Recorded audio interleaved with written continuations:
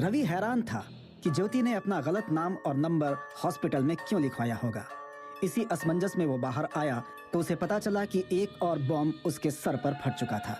उसकी bike RTO वाले लेकर चले गए थे। रवि पैदल ही आरटीओ तक का फासला तय करने लगा। सूरज अब उफान पर था। तपते सूरज की गर्मी में रोड के किनारे किनारे अपने कंधे पर टिफिन लटकाए चल रहा रवि पसीने से तरबतर हो रहा था। लेकिन विचारों के भंवर में घिरे रवि को पता ही नहीं चला कि वो कब आरटीओ पहुंच गया। आरटीओ के गेट के अंदर पहुंचते ही एक तरफ बने छोटे से केबिन के सामने खड़े लोगों की कतार में रवि जुड़ गया और अपने नंबर का इंतजार करने लगा। कड़कती दोपहर की तपती धूप में करीब 15 मिनट के बाद रवि का नंबर आया। केबिन के अंदर बैठे आदमी ने पूछा, गाड़ी का नंबर बताओ। DL045221 स्प्लेंडर है जी। केबिन में बैठे आदमी ने एक रसीद बनाई और कहा 200 रुपए। जंग लगी जाली के पीछे बैठा आदमी अभी रवि को किसी दुश्मन से कम नहीं लग रहा था। लगभग महीने की आखिरी तारीख में ऐसा अनचाहा खर्च अब उसे काटने लगा था। उसने फिर एक बार अपना बटुआ खोला और देखा जिसमें अब सिर्फ 500 रुपए की एक ही नोट बची थी और उसमें अब उसे एक हफ्ते का गुजारा करना था। रवि 200 रुपए का फाइन भर के अपनी बाइक की ओर बढ़ा। बाइक पर भारी मन से कंधे पर लटकाया हुआ टिफिन उसने बाइक पर लटका दिया। फिर लटकते हुए टिफिन को देखता रहा और ठंडी आहें भरते हुए मन ही मन बोल रहा था, कितने मन से ज्योति के लिए खिचड़ी बनाई थी। तब तक पीछे से किसी ने आवाज दी, भाई साहब साइड दो ना। रवि ने हेलमेट पहनी और बाइक पर सवार होकर निकलने ही वाला था कि उसका फोन बजा। रवि ने देखा उस्मान का कॉल था। न चाहते हुए भी रवि ने कॉल को रिसीव किया। यो भाई, तेरी ज्योति को खिचड़ी खिला दिया ना अच्छे से? अब तुझे भी लंच में खिचड़ी ही खानी है या आ रहा है गुरु के ढाबे पर, हैं? कॉल के दूसरी तरफ उस्मान था जिसे रवि की हालत का जरा भी अंदाजा नहीं था।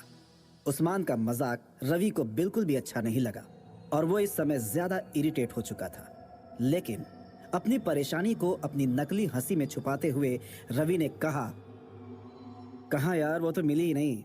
पता नहीं क्यों सुबह सुबह ही डिस्चार्ज लेकर चली गई और बाइक भी टो वाले उठाकर ले गए थे। अभी आरटीओ से लेकर निकल ही रहा था। उसकी बात सुनकर उस्मान ठहाके लेते हुए हंसा। देखो भैया, हम कह रहे थे ना, लड़की के चक्कर में पड़ोगे तो फंसोगे।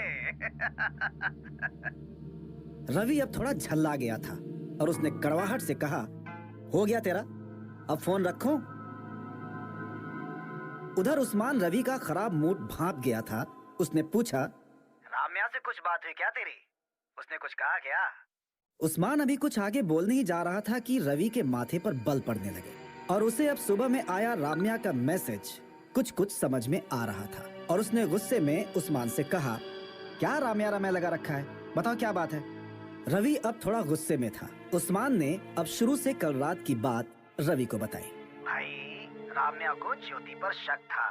उसे लग रहा था कि वो लड़की गड़बड़ है और तुझे कोई नुकसान पहुंचा सकती है। इसीलिए राम्या बीच रास्ते में ही उतर गई थी और तेरे पीछे हॉस्पिटल की तरफ गई थी भाई। रवि को उस्मान की बातें सुनकर बहुत गुस्सा आया और गुस्से में बड़बड़ाने लगा, वो कौन होती है मेरी पर्सनल लाइफ में इंटरफेयर करने वाली। इतना कहकर रवि ने फोन काटा और बाइक को जोर से रेस करते हुए वहां से निकल गया। एक छोटा सा ढाबा खचाखच भरा हुआ था। आसपास कॉल सेंटर में काम करने वाले लोग थे जो अक्सर लंच के समय यहीं आया करते थे।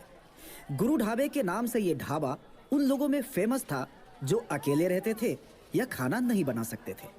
ऐसे लोगों को सस्ता और अच्छा खाना यहाँ मिल जाता था।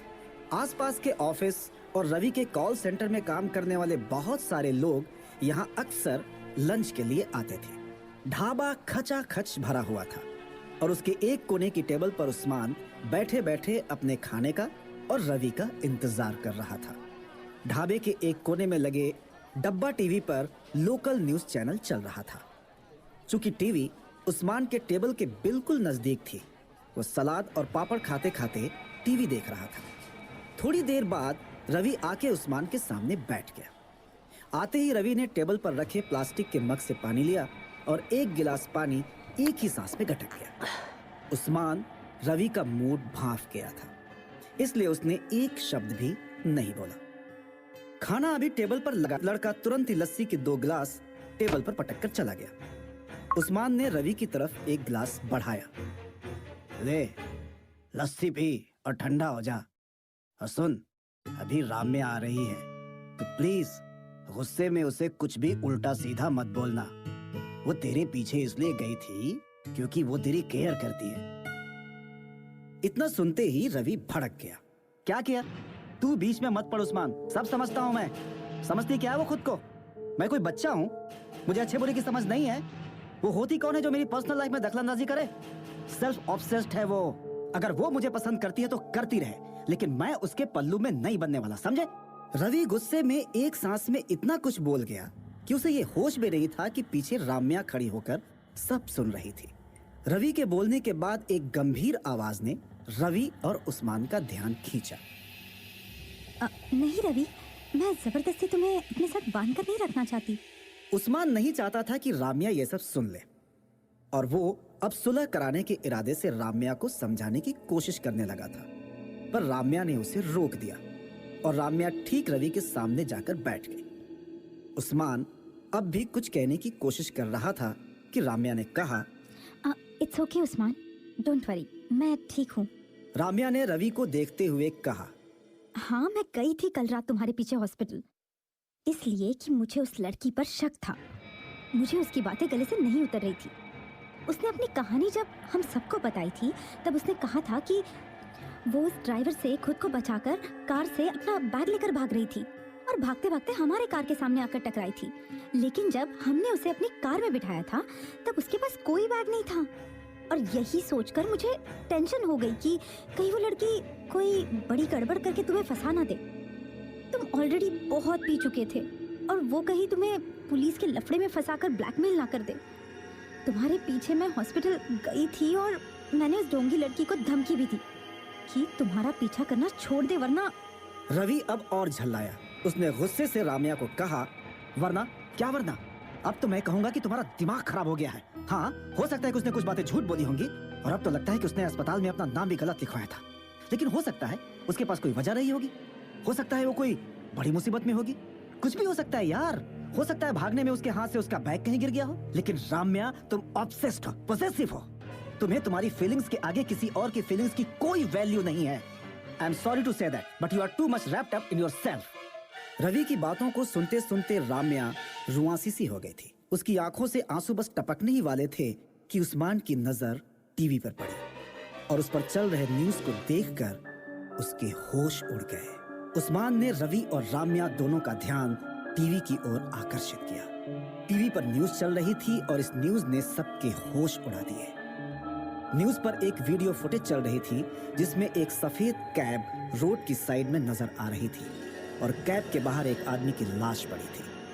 कैब के आसपास लोगों की भीड़ थी और कुछ पुलिसकर्मी नजर आ रहे थे।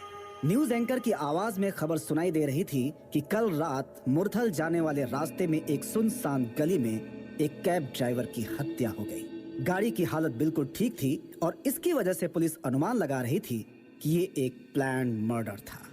टीवी में कैब और कैब ड्राइवर की लाश दिखा रहे थे। वो रास्ता वही था जहां कल रात उसे ज्योति मिली थी। टीवी पर चल रहे वीडियो और खबर सुन के रवि, राम्या, उस्मान तीनों के होश उड़ गए थे। रवि टीवी पर कांस्टेंट चल रहे वीडियो को देख रहा था। लाश के चेहरे को गौर से देखा तो उसके पसीने छूट गए।